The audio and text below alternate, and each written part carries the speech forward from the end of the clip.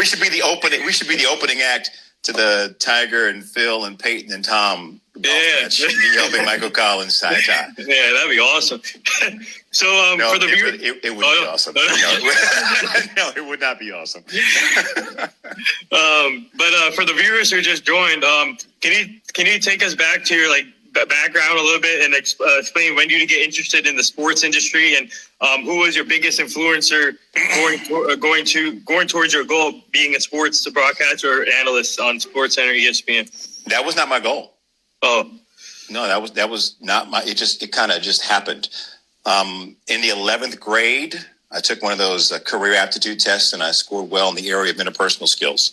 Mm-hmm. And I looked at the jobs that were underneath the category, and journalist was, I think, the third one down. So I said, that's what I'll do, because I like to write, I like to talk. I was on the yearbook staff, writing articles and captions for pictures. So that's where my journalistic love of journalism started. And I just kept that up, and I majored in communications. And I'll fast forward to, I was working in Washington, D.C., telemarketing job. Mm-hmm.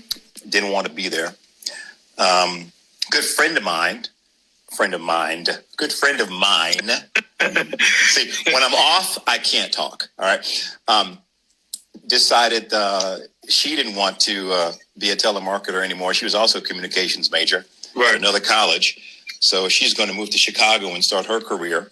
Mm-hmm. And she inspired me. So I called a good buddy of mine, who his name is Don Roberts, he's a morning anchor at Wavy TV 10 in Portsmouth, Virginia. At the time, way back in 1988, he was also a news director at a small AM radio station. And I said, Don, I met you in college. You know what I want to do. I don't want to do this. I want to do what you are doing. Can you help a brother out? And he said, I can give you plenty of experience, but I can't pay you any money. Oh, wow. So I was making, I think, $16,000 a year at MCI. And he was offering zero, but plenty of experience. Mm-hmm. So I talked it over with mom and dad and moved back from Washington, D.C. to Norfolk, Virginia. Moved back in with my dad, who I lived with when I was in college, with my one suit and my two ties. And I went to work as a working journalist. And that's where it all started. Oh, wow. But as far as the people of my influences, man, there were a lot. But I really enjoyed watching Peter Jennings on ABC Evening News, because Peter could do just about anything. Studio, live, in the field, improvise. Yeah. And I really loved watching Bryant Gumbel do interviews, because they were very succinct and great. I mean, he can make, why was a great question. It's still a great question. Because it makes people answer the question. You ask somebody why, and they have to tell you why, if they just, or they just don't want to talk. So I could make that long story longer, but I'll just stop there. That's kind of where the whole love of journalism started. So before we get to the draft, I just want to say that I saw you on SportsCenter this week. I think it was Monday or Tuesday with Hannah Storm. So how's it working? How's it like working with Hannah Storm and Anita Collins and all the? I'm laughing because it's funny. On I think it was Sunday when I was working with Hannah, mm-hmm. and we had a break, and we were out in the hallway. Just get out of the studio for a minute when we took our selfie. And I told her, I said, man, you're freaking Hannah Storm. Mm-hmm. And she started laughing. And I was like, no, you don't. I sit on the desk with you all the time. And I look at you and I say to myself, I'm working with Hannah Storm. Right. And I remember watching Hannah Storm do the NBA, and when Hannah Storm was on CNN, and when Hannah Storm was somewhere else, and I was like, she's really good, and now I get to work with her. Right. Every week. Like every time I work, she's sitting right there. So it's I'm in awe of her and many of the other folks that I get to work with, because they're all just so supremely talented, from the anchors to the analysts, the former players, who, I'm truly blessed. And I got some talented people and some big footsteps to walk in with the folks that came before me. So. Yeah, because I love watching you guys every morning, and you guys keep it entertaining, especially during the tough times. You guys, especially Sports Center, you guys do a great job with all the content. So thank you, and I didn't pay you to say that either. Thank you very much. But now to the draft. So this is gonna be interesting, obviously, with the virtual draft, and I don't know. I mean, hopefully everything goes smoothly. But you know what? I think it's really funny that everyone is having these conniptions over this virtual draft, because you and I and everyone else, we do it every year doing our fantasy sports, right? Yeah. Yep. I mean, we're on the computer, we're drafting, the Wi-Fi drops or whatever. You please pause the draft. I got to get my whatever. Yeah. So we're used to it. So to see these organizations, these multi-gazillion-dollar organizations going, oh my God, what are we going to do? It's kind of funny to me. Mm-hmm. It'll be fine. It will be fine. It's going to work out. And if something happens, fix it. It's just kind of like live television. Mm-hmm. It is what it is. That's my opinion. Yeah. Do you expect any surprises happening, like big like trades or just like surprise trade backs or move ups? Or that's kind of a loaded question with any draft, because you expect the unexpected. I have no idea where it will come, but someone's going to make a trade. Someone's going to make a move. It seems to always happen. So I don't know who, don't know where. Mm-hmm. I'm just going to enjoy the show, right, and see who does what, and see who gets taken early, or see who falls down the draft board, kind of like Aaron Rodgers way back in the day. Yeah, interesting. Because now, yeah. So I'm a big Dallas Cowboy fan. So you need a virtual hug, don't you?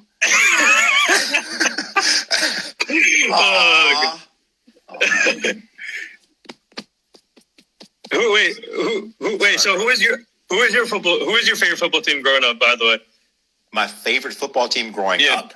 Mm-hmm. Oh wow, that's a tough question, because I had a couple. When I was really young, it was Cowboys and Dolphins, and I settled on the Cowboys. And I had a really nice rivalry with my favorite aunt, God rest her soul, because she lived in Washington, D.C. So we would do battle every Thanksgiving, right. Washington and Dallas. But after 12 years of living and working in Pittsburgh, I'm go Stillers. I'm Stillers 24/7. Yeah, interesting. Yeah, so speaking of I want to get to the Cowboys, because I'm a diehard Cowboy fan. Speaking like I have everything Cowboys, but like you should sell some of that, bro. Yeah. You want something? You want some? No, I'm good. I'm good. I'm all right. I'm good. But yeah, so I just want to get your take on their off season, because everybody, I mean, obviously, it seems like we're always in the news in the offseason, either for a bad thing or a good thing. But I just want to get your take. Do you like what Jerry Jones is doing or Stephen Jones is doing so far this offseason with the Cowboys? And then you have the 17th pick tonight. So I'm looking for something huge to happen for us tonight, but I don't know. I mean, they've had a decent offseason. They've signed a lot of folks. I mean, the one person that I thought they should have taken care of in the very beginning was Dak Prescott. Mm-hmm. I mean, he's been the guy. He's been solid. They have a winning record with him. I don't think he's missed a game. He's been a model citizen, except for that whole thing the other week with the whole social distancing at the party or whatever. But that's like, you need to collect the cell phones at the door. Yeah, that's what that's about. So I kind of don't understand why you don't holler at him first and then build your team from there. But, to each his own. We'll see if it works out for him. Yeah. Franchise tag, Mm-hmm.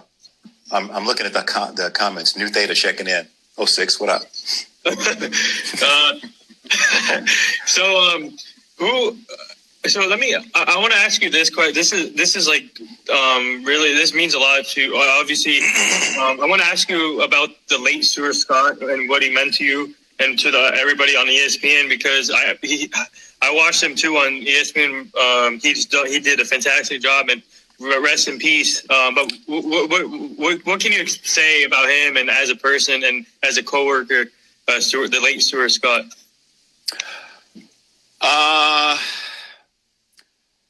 Stuart Scott was a cultural phenomenon. He still is. Stuart Scott was a supremely talented journalist. I was watching the Lakers and Celtics last night on our Best of the NBA, since they're no live sports. And when the Celtics won the championship, and Stuart did the post-game interviews, and it was just cool seeing him on that big stage doing his thing. Stuart is my friend, my fraternity brother, and someone I looked up to as a human being, as a father to his daughters, as an example, and someone that I've tried to emulate, not necessarily with the what everyone talks about Stuart, with the booyahs and the cooler than the other side of the pillow, all the flash and the catchphrases and stuff. I try to emulate him journalistically, because I only got to do one show with Stuart, because he was always late night or out of the building, and I was always in the morning or early evening. Right. We got to do one show together. And just watching him was like watching a master class in how to be not only a SportsCenter anchor, but just a journalist, a complete, consummate journalist, asking questions, pushing the researchers to get him extra information so he could fill out his shot sheet and make it a real story, and make the people in the audience, or as we like to, that one person in the audience that you're talking to make it one-on-one communication, that one person smarter. The writing, the time that he poured into making sure that his leads were just so every time he led into something, or just a 20-second voiceover. Right. And watching him on the set just operate. If you look at the desk sometimes, it looks like an organized mess, because that's what it is, because organization. Just watching him do all of that up close and personal was inspiring. And I was in awe. And many years later, I still am, because he was just the consummate professional and so talented. And he is missed every day. Yeah, well said. Man, that's because he was one of the best, in my opinion, working on SportsCenter and ESPN. And also, by the way, can you see me clearly? Yeah. Okay. Yeah, I think your screen is a little blurry, a little bit. Really? Yeah. Me. What do you want me to do? That's okay. No, that's perfect. Actually, okay. Yeah, it's a little blurry, but it's okay. Yeah, it's good. All right, it's clear on my end, and you're good too. Oh, yeah, it's good. Yeah, all right. All right. What advice would you give these young sports reporters coming up in their own who's trying to be like you or the other people on ESPN SportsCenter? What advice would you give them? First of all, I would tell them, don't be like me. Mm-hmm. Be like you.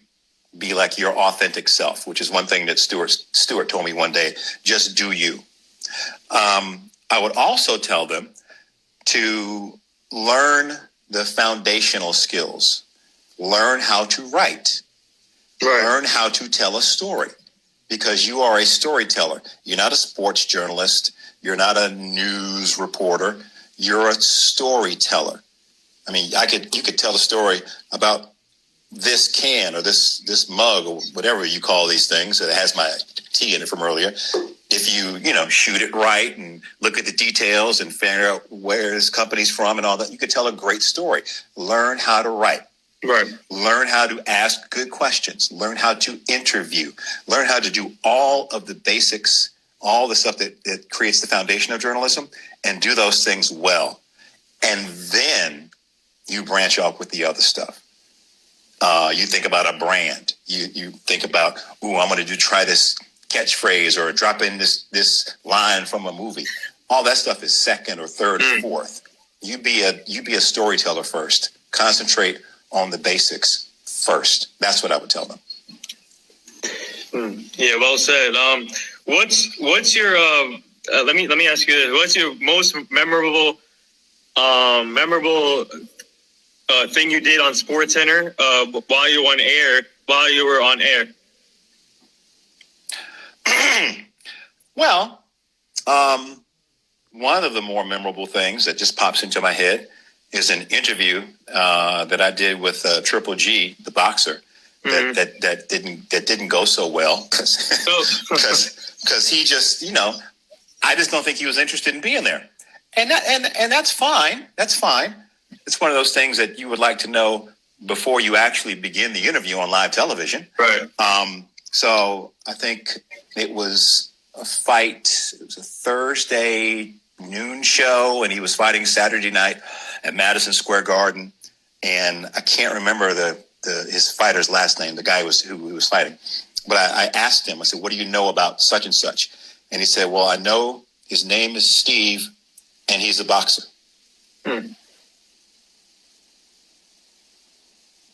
That's it? Yes. Okay.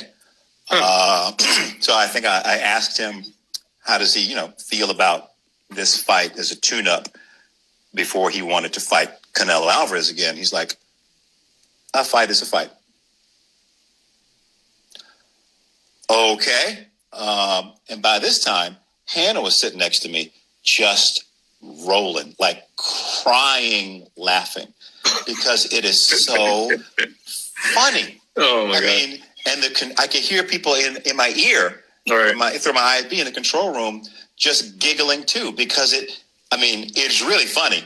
And it got to the point where I started laughing myself.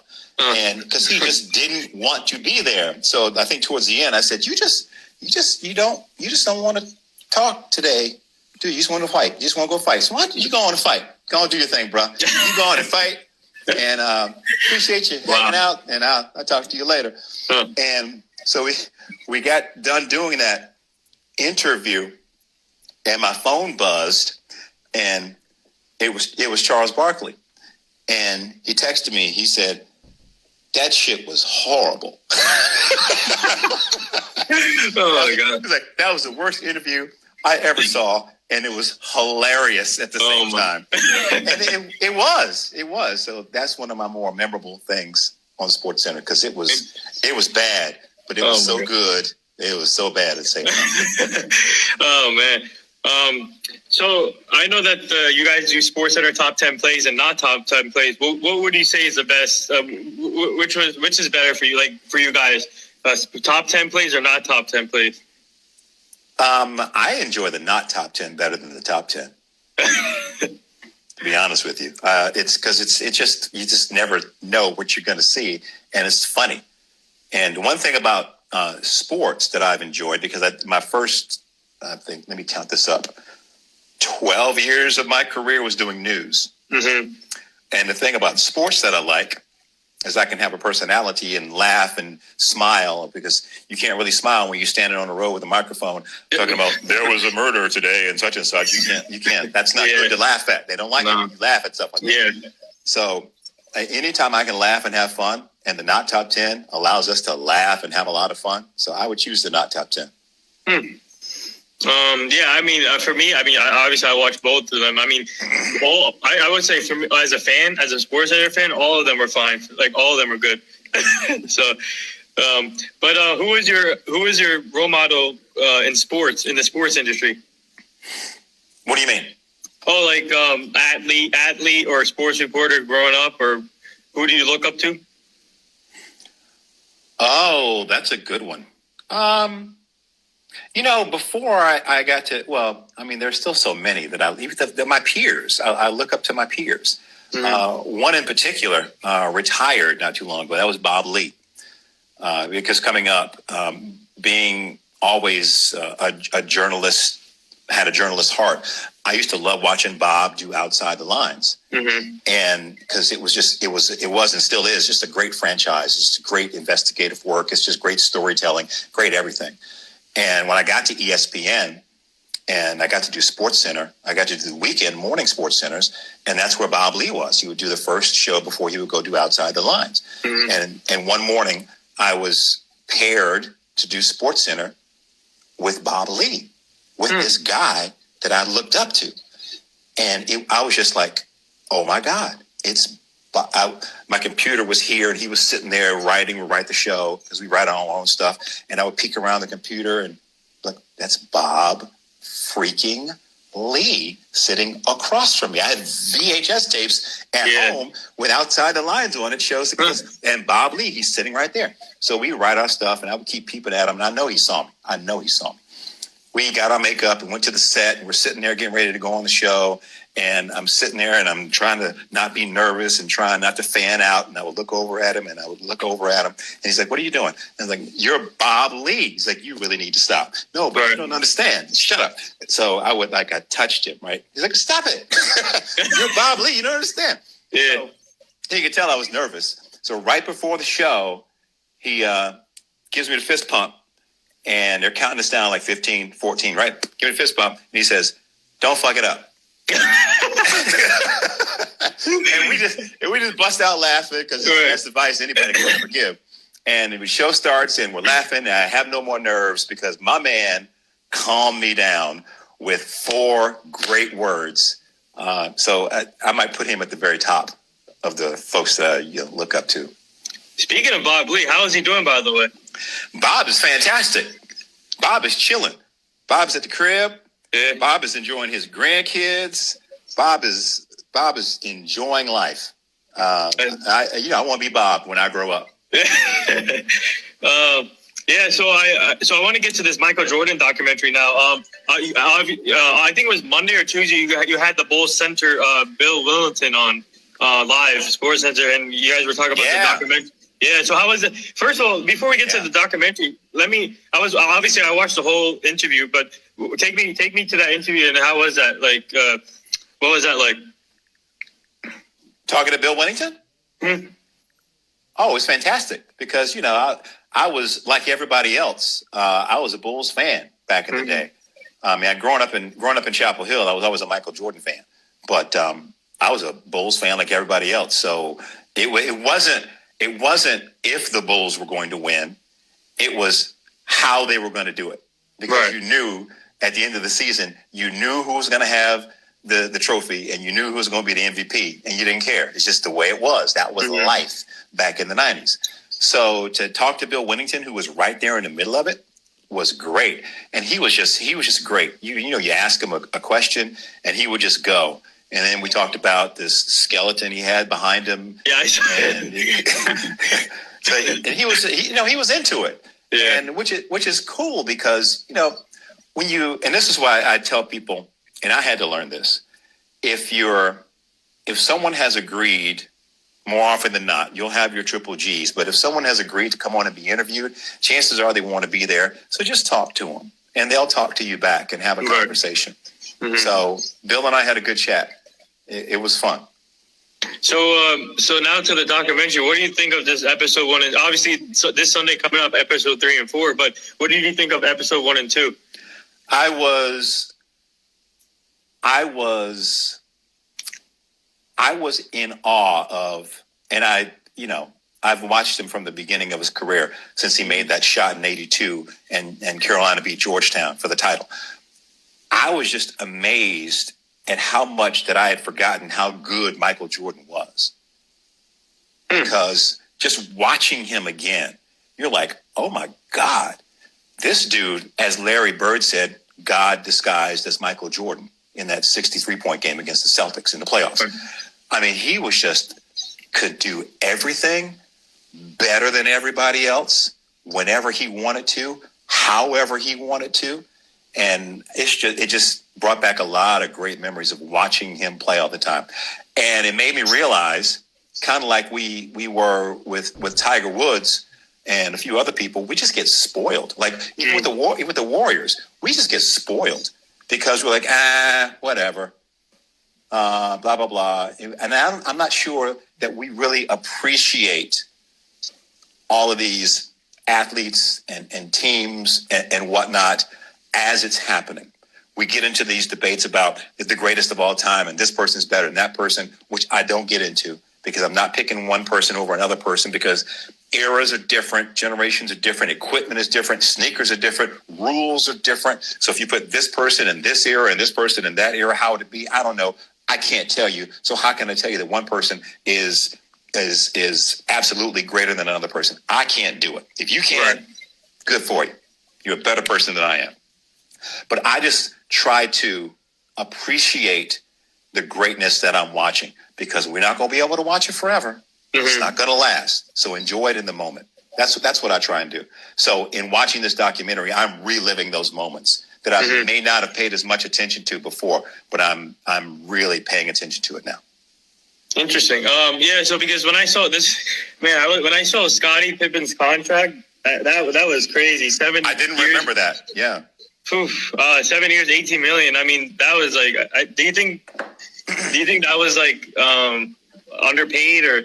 Well, it was for the time. I mean, if you think about it at the time, 7 million 7 and 18 was he stayed too long. Had he been a journeyman player, like a 7 or 8 off the bench, that'd have been great money. But he worked himself into. You could make an argument that he was the second best player in the NBA. I mean, flip him, Mike and Hakeem Olajuwon back and forth, and Scottie. You can make that argument. So, he outperformed his contract.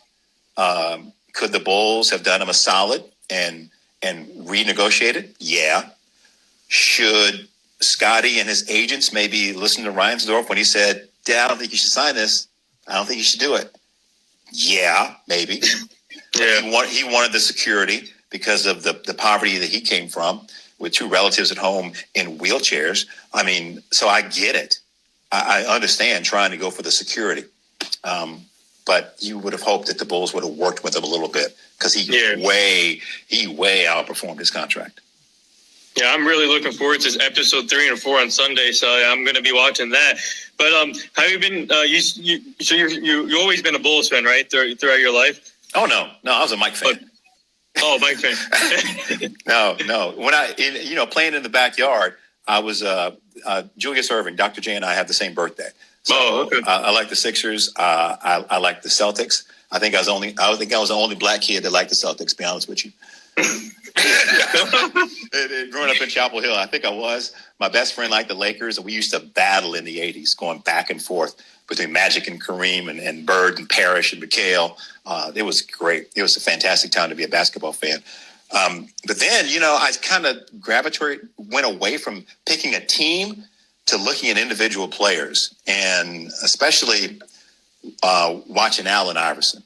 That little dude was and still is one of my favorites, because he just left it all on the basketball court.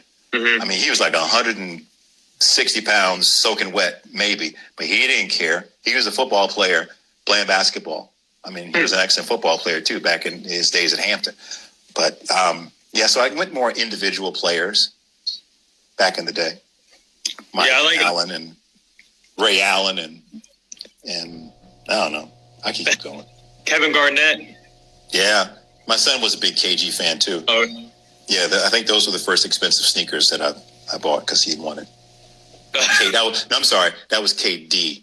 My son wasn't born with KG, because that would have made me really, really young when I had kids, and I wasn't.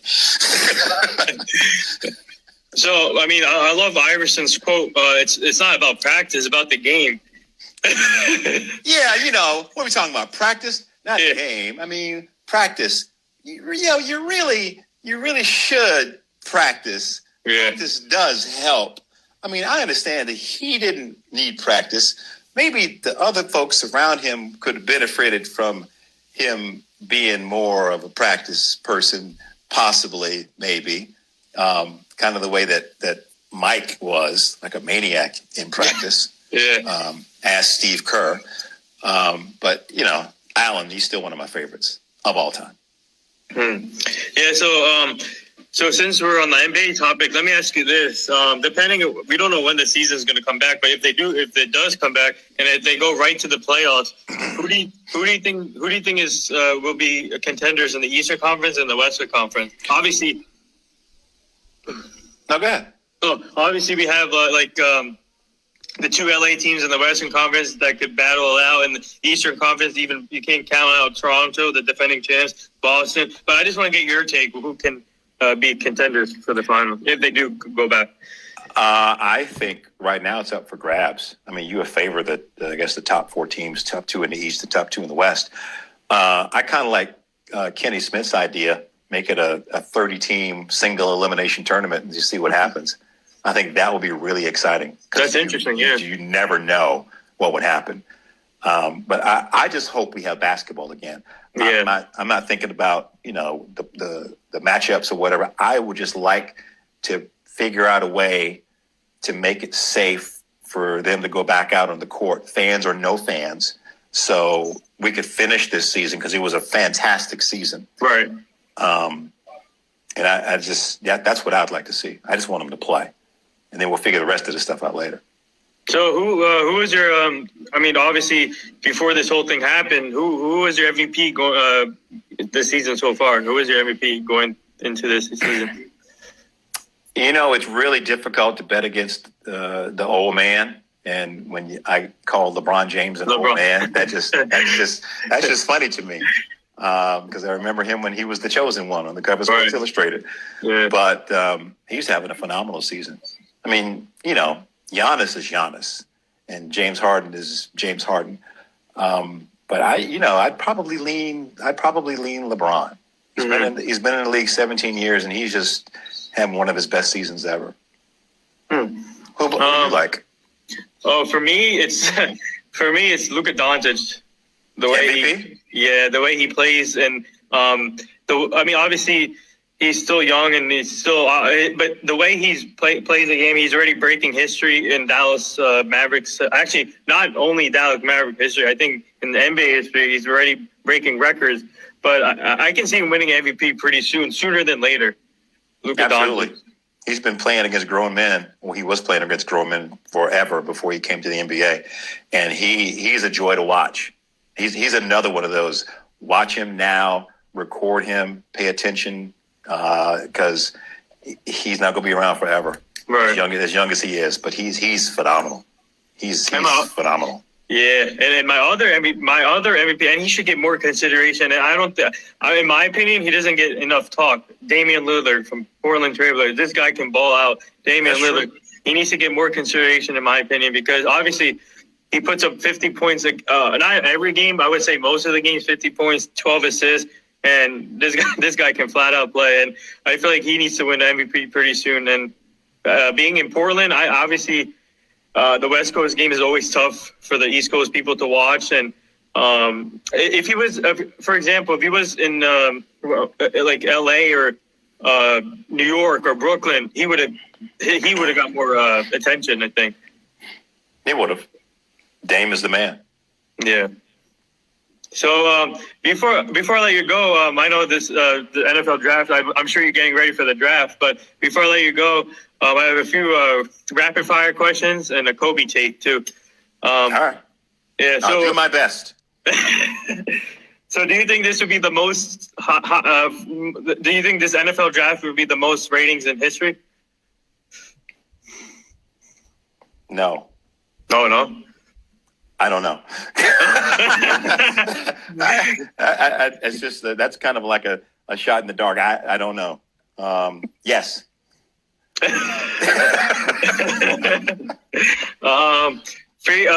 Favorite hip hop artists, old school and now. Oh wow. Favorite old school and now. See, old school trumps now. So I don't even. If my son was in here, he would hurt me because he keeps me young with the now folks. Freddie Gibbs would be up there for now. Old school, wow. Who? I mean, you can't go wrong with Jay-Z. You can't go wrong with Biggie. You can't go wrong with Tupac. You can't go. I'll go old school and go KRS-One. How about that? Or Rakim. How about that? Oh, okay. Yeah, that's another.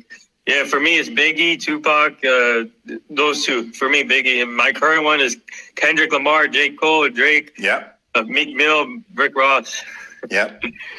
I love Kendrick. Yeah. Love Kendrick. Favorite food?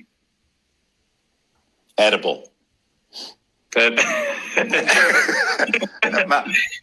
My spaghetti. That's my favorite food. Oh, okay. Because it's better than anyone else's. It's the bomb. And I make it different every time.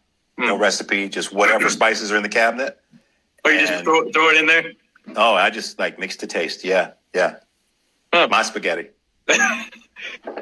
Favorite thing to do outside of Sports Center, ESPN? Hang with the fam, ride my bicycle, ride my motorcycle, play my bass with the little band thing I put together with my co-anchor, L. Duncan, and some friends. Yeah, I like doing that. Favorite sports movie? Wow, favorite sports movie. There have been many really good ones, but I may have to go way, way back and go Brian's Song. I still love that movie. Yeah, you need to go back and watch it. It's it'll make you cry. It'll make you cry because the camaraderie, the injuries that Gale Sayers came back from, and I love Brian's Song. Favorite non-sports movie? Life. Before, it was Coming to America or Life, and right now I'm in a life mood, so Life. Oh, okay. Yeah. You go eat your cornbread? Yeah.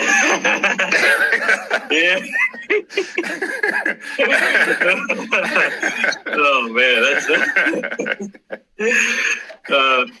I think it celebrated. I think its 30th anniversary a couple weeks ago, maybe. I don't know. It was. I love Life. Love that movie. Favorite memorable sporting event you've been to? Favorite memorable sporting event that I've been to? I haven't been to a whole lot. Oh. Let me see.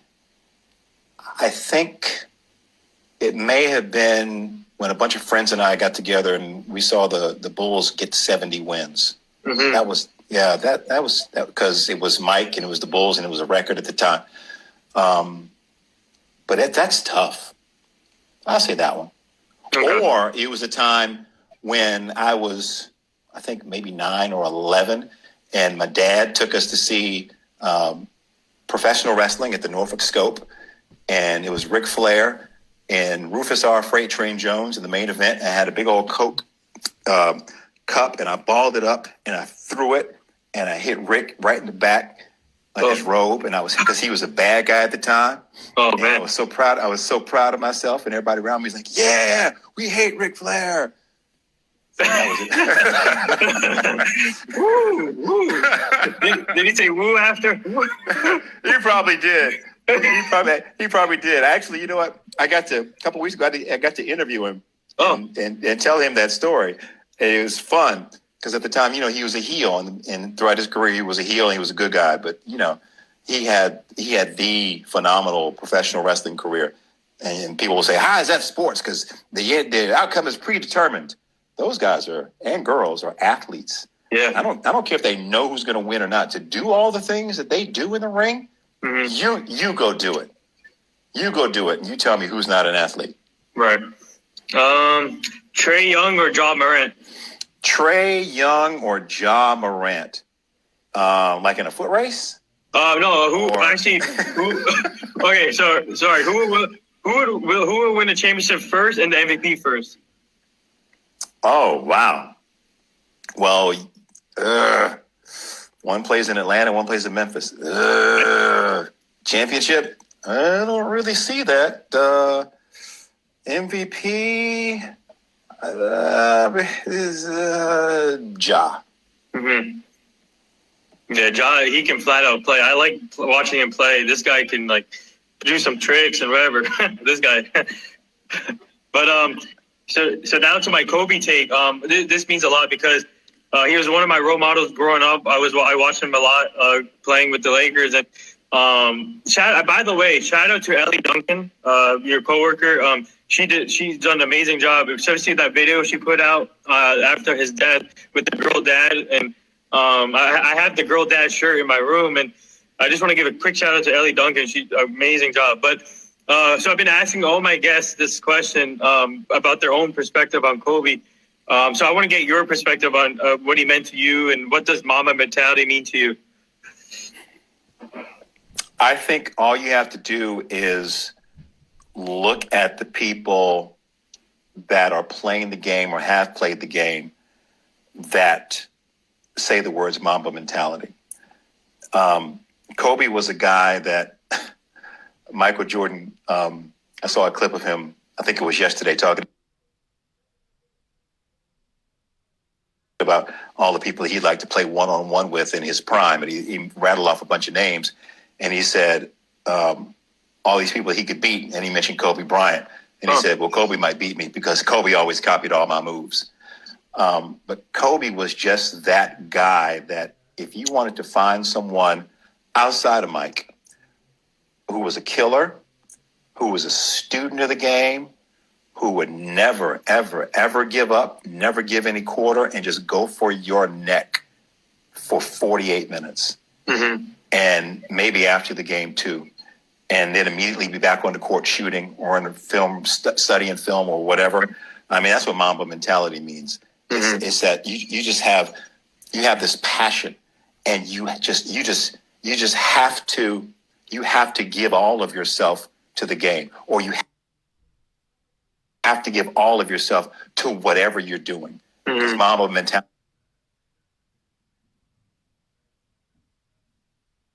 extends outside of the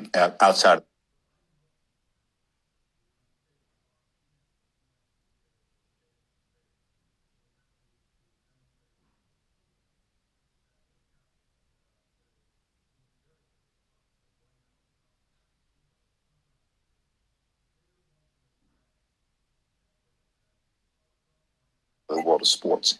So it's